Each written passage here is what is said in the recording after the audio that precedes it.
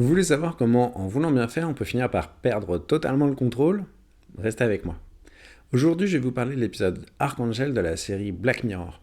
Comment une mère, en voulant absolument protéger sa fille, finit par la pousser à la quitter pour toujours. Cet épisode m'a marqué, vraiment marqué, c'est peut-être même celui qui m'a le plus touché. Marie élève seule Sarah un jour au parc alors qu'elle discute avec une autre maman, quelques minutes d'inattention et Sarah disparaît. Panique. Recherche. Heureusement, la petite est retrouvée saine et sauve, mais la peur d'avoir perdu son enfant pousse Marie à participer à un programme expérimental, Archangel. C'est un implant qui lui permettra de tout contrôler chez sa fille. Mais avant d'aller plus loin, faisons un petit détour par la théorie, histoire de comprendre comment fonctionne le pattern du contrôle et d'y voir un petit peu plus clair pendant le décryptage. Alors, dans le livre Une logique des troubles mentaux, on nous parle de trois types de contrôle. Le contrôle de soi, qui concerne les émotions, les sensations, la douleur, mais aussi le contrôle des autres, donc qui consiste à interdire, corriger, rassurer une personne anxieuse ou proposer des solutions, culpabiliser, etc. Et le contrôle sur le monde, qui peut se rapporter à l'ordre des objets dans une pièce, la propreté, les horaires, contrôler le passé, contrôler l'avenir, etc. Et voici justement le paradoxe de ce pattern relationnel, c'est que plus je contrôle, moins je contrôle. Le contrôle fonctionne un petit peu comme l'évitement.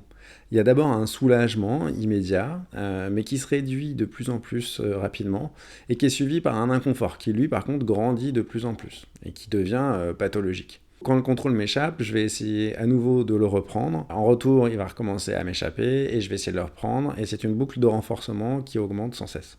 Dans Archangel, justement, Marie a des comportements anxieux. Dès son accouchement, on voit qu'elle s'inquiète facilement. La perte temporaire de Sarah va provoquer un tel bouleversement émotionnel qu'elle va chercher à ne plus jamais revivre ça. L'engrenage va s'enclencher en deux temps forts. Le premier temps fort, c'est la première partie de l'épisode, c'est l'enfance de Sarah. La boucle de contrôle se met en place ici progressivement. Marie, qui est soucieuse de protéger sa fille, l'isole des dangers du monde. Chaque petit événement fait l'objet d'un filtre via la tablette associée qui lui permet de contrôler l'implant. Marie sait ce que sa fille ressent. Elle voit ce qu'elle voit. Par exemple, quand Sarah voit un chien agressif, le système détecte son stress et floute l'image, assourdit les sons. Sarah grandit dans une réalité filtrée, aseptisée. Elle n'est pas en mesure de protester. La seule limite, c'est ce que Marie s'autorise. Ce qu'il faut bien comprendre ici, c'est que l'appareil permet une surveillance constante, ce qui a pour effet d'empêcher Sarah de développer ses propres mécanismes de régulation émotionnelle. Ce faisant, elle aura de plus en plus recours à celle-ci et une dépendance à cette tablette, à ce contrôle, se met en place. Mais c'est pas tout. Par ricochet, Marie empêche sa fille Sarah de construire sa propre régulation émotionnelle, puisqu'elle la prive des émotions qui provoquent de la peine, de la tristesse. Et d'ailleurs, il y a une scène frappante à ce sujet. Le père de Marie meurt. C'est le grand-père de Sarah.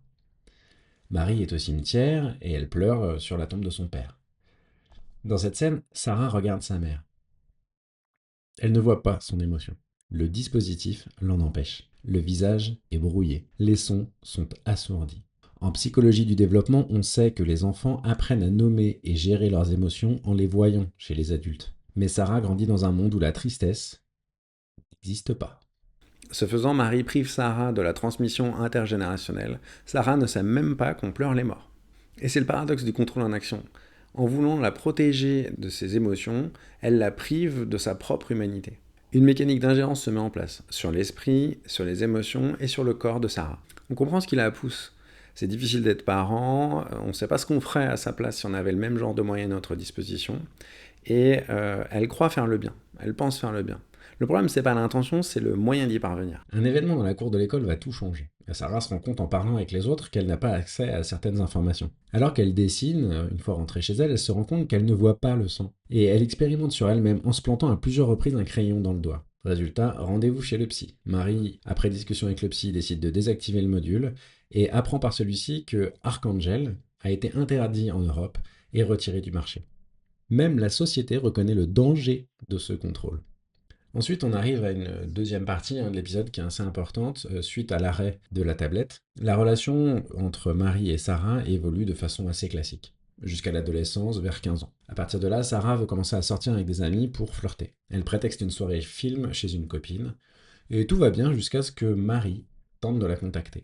En effet, Sarah n'est pas rentrée à l'heure, et Marie, en ayant contacté les mamans des autres copines, découvre le mensonge. Ce passage est intéressant parce qu'il parle de la confiance. En sociologie, on nous dit que la confiance naît de la prédictibilité des comportements. À partir du moment où l'autre n'est plus prévisible, la confiance s'effondre. Ici, ce qui se passe, c'est que Sarah a promis à sa mère qu'elle partait à une soirée, qu'elle était avec des copines dans un lieu précis et qu'elle rentrait à une heure précise. À partir du moment où Marie se rend compte que Sarah lui a menti, la confiance s'effondre. Et là, on a une mécanique assez classique qui se met en place. Elle m'a menti cette fois-ci, qu'est-ce qui me dit que la prochaine fois, elle va pas recommencer à me mentir? Et à partir du moment où la confiance est sapée, chaque petit indice va venir renforcer cette croyance du mensonge ou du fait que je peux pas te faire confiance. Vous pouvez voir à ce sujet l'épisode précédent sur la confirmation de croyance. Marie va ressortir la tablette. Elle va relancer le dispositif. La tentation de reprendre le contrôle est trop forte. Et avec cet appareil, c'est trop facile.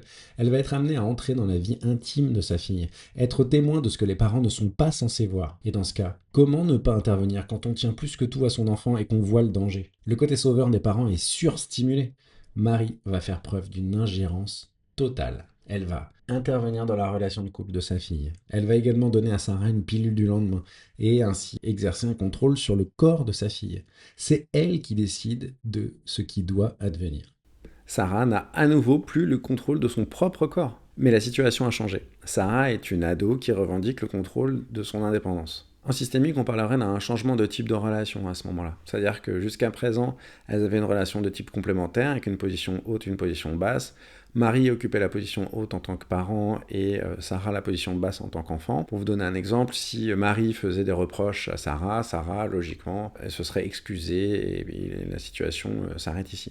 Dans une relation symétrique, et c'est vers ça que la situation a glissé, il y a une lutte pour la position haute. Donc à partir du moment où Marie va faire des reproches à Sarah, par exemple, Sarah va lui en refaire en retour. Donc voilà, c'est vraiment une lutte pour cette position. Je te fais en miroir ce que tu me fais, quoi. C'est un comportement miroir. Pourquoi je souligne ça? Parce que ça annonce la montée en intensité dramatique de la fin de l'épisode. Sarah va finir par découvrir que sa mère utilise de nouveau le dispositif. En fait, un matin, après que sa mère lui ait donné un contraceptif, dissimulé dans un shaker, Sarah va se sentir malade pendant les cours, et c'est l'infirmière de l'école qui va lui dire que c'est dû à la pilule. Sarah, n'ayant pas pris de pilule, en tout cas de façon consciente, c'est pas elle qui l'a prise elle-même, va commencer à avoir des soupçons. Et en rentrant chez elle, elle va se mettre à fouiller la chambre de sa mère pour retrouver la tablette. Du coup, quand elle trouve la tablette, elle a accès à tout ce que sa mère a pu voir et elle découvre l'étendue de l'ingérence. Sa mère a assisté à son intimité.